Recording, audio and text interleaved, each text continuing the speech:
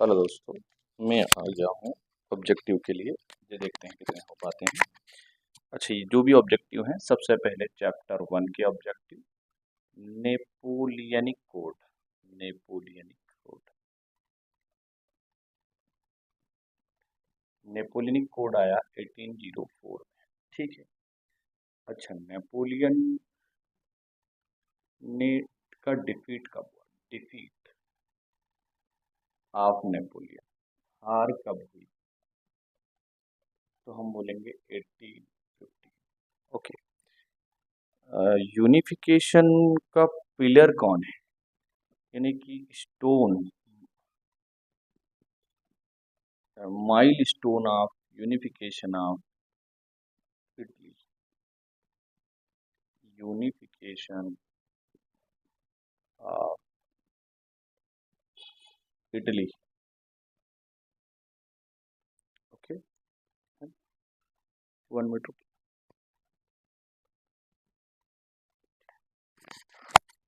Hello, देखिए, सबसे पहले हम देखते हैं नेपोलियन कोड कब बना 1804 में, नेपोलियन की डिफीट कब हुई 1815 में।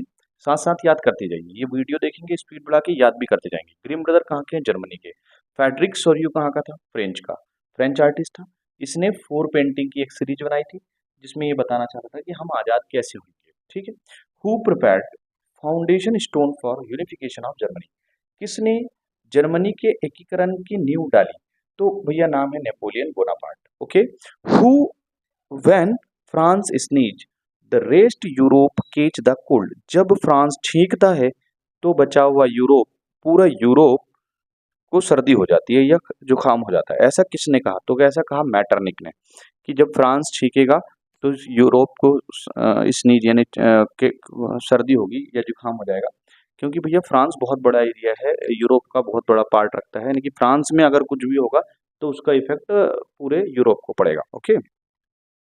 नेपोलियन ने इटली पे कब अटैक किया? 1797, है ना, कहीं कहीं 98 भी मिलता है। कार्ल वेलकर, ये एक लिबरल पॉलिटिशियंस थे और फ्रैंकफर्ट पार्लियामेंट में मेंबर भी थे।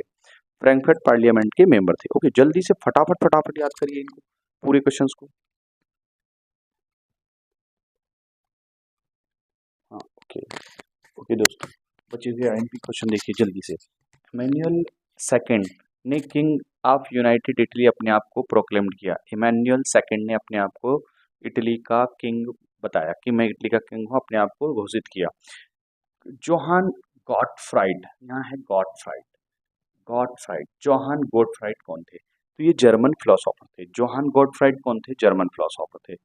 बर्ने, बर्ने ने यंग यूरोप से जुड़े हुए थे। बर्ने मार्सिलीज में, मार्सिलीज एक जगह है जहाँ पे यंग इटली की एक ग्रुप बनाया, इन्होंने एक ऑर्गेनाइजेशन बनाया था। लॉर्ड बायरन एक इंग्लिश पोएट है। ओके, अच्छे से याद करें। अच्छा, एक आपको एक वर्क दे रहा हूँ मैं, गैसीपी मैजिनी है, ऐसे कुछ नाम है, गैसीपी मैजिनी। ये कहाँ के थे? इनके बारे में पढ़ना है ना, ये रिवॉल्यूशनरी थी, आप इसको देखिएगा। हाँ दोस्तों, second chapter nationalism in India के ऑब्जेक्टिव देखिए जल्दी से। गांधी रीजन पैक्ट 5 मार्च 31 को हुआ। पूना पैक्ट सितंबर 1932 को हुआ। वंदे मातरम लिखने वाले हैं बंकिम चंद्र चट्टोपाध्याय। महात्मा गांधी कब लौटे भारत? 1915 में। हिंदुस्तान सोशलिस्ट रिपब्लिक आर्मी कब बनी? 1928 में। रॉलेट एक्ट कब आया? 13 अप्रैल 1919 को। इसका एम क्या था?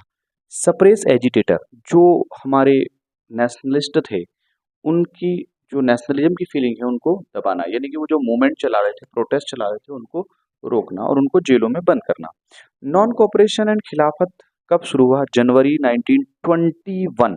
1921। ओके। चोरी चोरा इंसिडेंट कब हुआ? फरवरी 1922।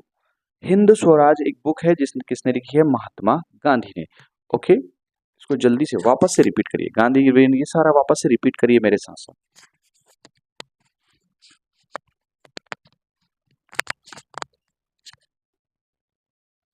ओके, ये दो ऑब्जेक्टिव और देखिए जल्दी से।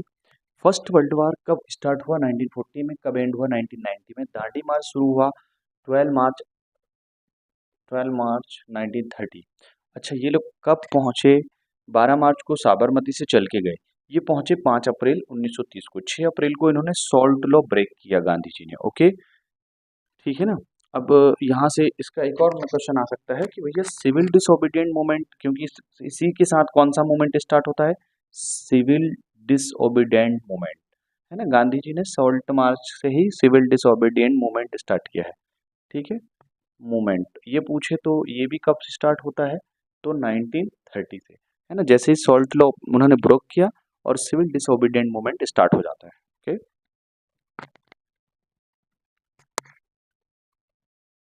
ओके, ध्यान से सुनिए।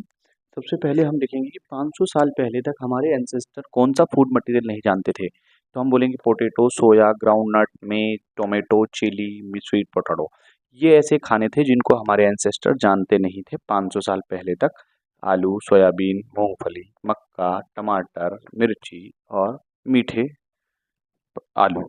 नूडल्स कहाँ से आया, तो चाइना से आया, है ना। रेंडर पेस्ट कब फैला, 1819 में। कहाँ फैला, साउथ अफ्रीका में। ये जानवरों में होने वाला एक बीमारी थी। वर्ल्ड ट्रेड ऑर्गेनाइजेशन कब बना, वर्ल्ड WTO स्टेब्लिश हुआ 1995 में। कौन सा रीजन अमेरिका का था जिसे सिटी ऑफ गोल्ड कहते थे, तो हम बोलेंगे एल्डोरेडो। एल्डोरेडो, एल्डोरेडो याद रखें, सिटी ऑफ गोल्ड अमेरिका की एल्डोरेडो। ग्रेट इकोनॉमिक डिप्रेशन कब आया, तो 1929 में। पास्ता कौन लेके आए, अरब। पास्ता खाते हैं ना हम लोग, पास्ता कौन लेके आए, अरब लेके आए। ओके, याद करते जाइए मेरे साथ साथ जल्दी से।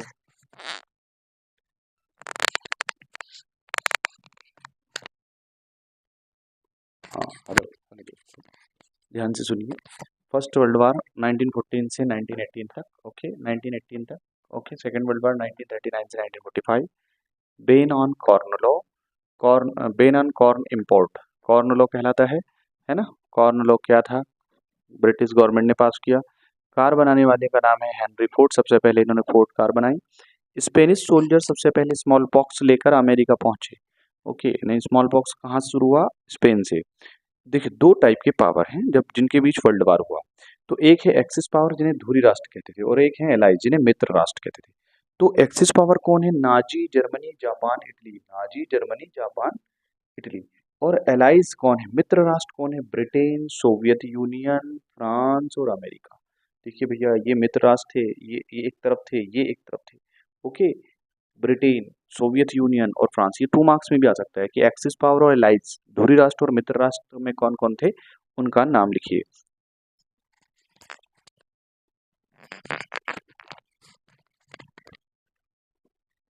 हाँ भैया, जल्दी से देखिए, नया चैप्टर आ गया है। इंडस्ट्रियल रिवॉल्यूशन इंग्लैंड में हुआ, और इंग्लैंड को हम फिनिशिंग सेंटर कहते हैं क्योंकि सारे काम यही होते थे। यानी कि कपड़े, धागे से लेकर कपड़े की रंगाई, पुताई और यानी कि उसकी घड़ी होने तक का पूरा काम इंग्लैंड के अंदर होता था, इसलिए उसको फिनिशिंग सेंटर कहते थे। सबसे पहला, सॉरी, कॉटन टेक्सटाइल का प्रोडक्शन, ये प्रोडक्शन लिखा है, कब डबल हुआ इंडिया में, तो हम बोलेंगे 1900 से 1912 तक। ये कॉटन की जो प्रोडक्शन हो गई वो डबल हो गई, क्योंकि डिमांड इतनी बढ़ गई थी मार्केट में, फैक्ट्रियों के अंदर कॉटन की, इसलिए ये इनका प्रोडक्शन क्या हो गया, डबल हो गया। जेम्स वाट कब बना, 1877 में जेम्स वाट ने क्या बनाया, इंजन बनाया और इसका पेटेंट कराया 1871 में। जूट मिल कहाँ लगी, बंगाल में, 1855 में। यूनियन वर्कर ऑफ, अच्छा सॉरी, ये 1855 नहीं हुआ, 1970 होगा यार, पहली जूट मिल बंगाल में 1970 होगा, है ना। इसको कंफर्म करिएगा, अभी मुझे कंफर्म नहीं है ना। ये सेठ हुकुमचंद ने लगाई थी, ठीक है। यूनियन वर्कर कौन थे, 1930 से 40 के दौरान भाई भोसले एक यूनियन वर्कर थे, इनको ही ट्रेड यूनियनिस्ट कहा जाता है। फर्स्ट टेक्सटाइल मिल मुंबई में लगी 1854 में। जूट जमशेद जी जीजी भोए, ये पारसी वीवर के सन बेटे थे, और ये एक ट्रेडर्स थे जो शिपिंग वगैरह चीन के साथ जहाज से लाने जाने का काम करते थे, और इनके पास जहाज भी थे। ओके, तो ये थे IMP क्वेश्चंस। अच्छा, यहाँ से जॉबर क्या है, उसके बाद सेठ हुकुमचंद कौन है। ओके, उसके बाद रविन्द्रनाथ टैगोर। ऐसे एक दो चार और बिजनेसमैन के नाम हैं जिनके बारे में एक एक दो दो लाइन आप पढ़ के रखें, छोटे क्वेश्चन यहाँ से बनेंगे। गुमास्ता क्या है, गुमास्ता के काम क्या हैं, ठीक है। और यहाँ पे लंदन में और क्या क्या होता था, एक दो और ऐसे जो जिन्होंने कुछ मशीनें इन्वेंट की, स्पाइनिंग जेनी मशीन है, वो कैसे इन्वेंट हुई, और ये दो चार चीज़ें हैं, इनको याद करके रखें। ओके।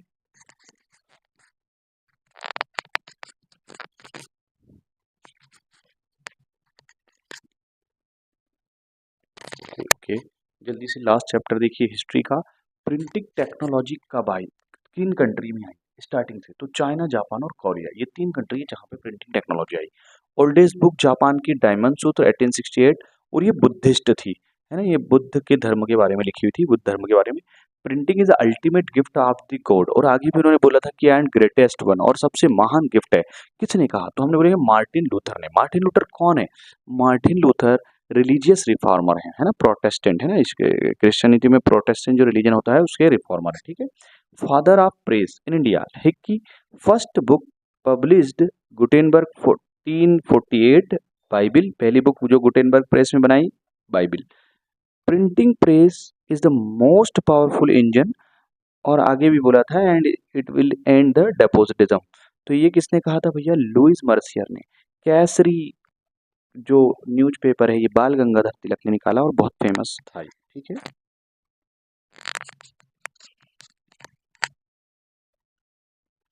हाँ भैया, ये जो लास्ट देखिए जल्दी से, सबसे पहले है अमर जीवन, अमर जीवन, है ना, ये ऑटोबायोग्राफी है। ये पहली ऑटोबायोग्राफी थी जो किसी महिला ने लिखी थी, और वो महिला थी मुस्लिम। इसका इनका नाम है राज सुंदरी देवी, है ना, इसको देवी समझ के ये मत समझना, ये मुस्लिम महिला थी पहली। और कब? 1876 में, है ना। बंगाल में ऐसे ही नाम होते थे पहले। गुलामगिरी, ये ज्योतिबा फुले ने लिखा है। वर्नाकुलर प्रेस एक्ट अंग्रेज लेके आए 1878 में, ठीक है। इसमें किसी को भी कुछ भी लिखने की आज़ादी नहीं थी न्यूज़ में। अच्छा, ये कब खत्म किया, किसने खत्म किया? लॉर्ड बेंटिंग ने। Father of press in India, ये तो पुराना ही लिखा हुआ है, okay, thank you very much. अच्छा, इसके बाद जो भी है ज्योग्राफी है, पॉलिटी वगैरह की, जो मैंने चैप्टर के साथ ही पढ़ा दिए हैं। इकोनॉमी के जो भी ऑब्जेक्टिव हैं मैंने उसके साथ ही पढ़ा दिए हैं। सोच समझ के लगाना, पूरा पेपर सॉल्व करना, okay, thank you very much.